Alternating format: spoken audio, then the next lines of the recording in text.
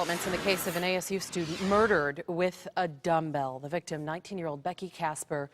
The accused killer, her ex-boyfriend. Police say he wrapped her in plastic, leaving her body in the bathtub for nearly 3 days. ABC 15's Brian Webb is live at the 4th Avenue jail tonight. And Brian, obviously just a horrific crime. How is the father dealing with this? I know he rushed here from Minnesota.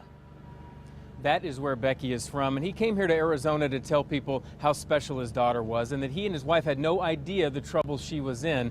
But this police report on her death tells a much different story. Neighbors and Becky Casper's co-workers knew what her family did not, that she and her boyfriend, Luis Soltero, were in a violent relationship with screaming matches, doors knocked down, and bruises on her arms. I called my wife and she was in hysterics. She said her baby died. Becky's grieving father came from Minnesota to help with the investigation and put a face to the name. He said Becky was a tough little girl who loved gymnastics and wanted to live in Arizona so much ASU is the only college she applied to. The business student with a bright future volunteered at an animal shelter and thought of one day becoming a banker. She was going to be a great person here in Arizona.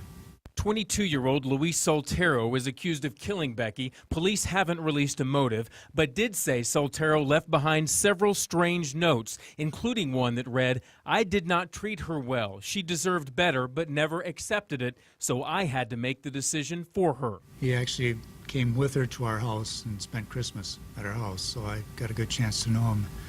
And we didn't see anything that would indicate something like this would happen. So after only 19 years, Becky's life was cut short, and that bright future turns to a life of darkness for her dad.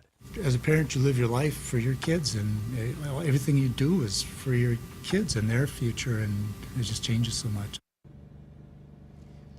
Now, also in the police report, Soltero tried to kill himself, according to police, by parking a car in a storage locker and leaving the engine on. Katie, after trying that for about 12 hours, he gave up and turned himself in. Yeah, it seems we're seeing a dad with such strength in all of this, and we're sending him our thoughts as he heads back to Minnesota. I understand that's where he'll be burying his daughter. Brian, thank you. That's right.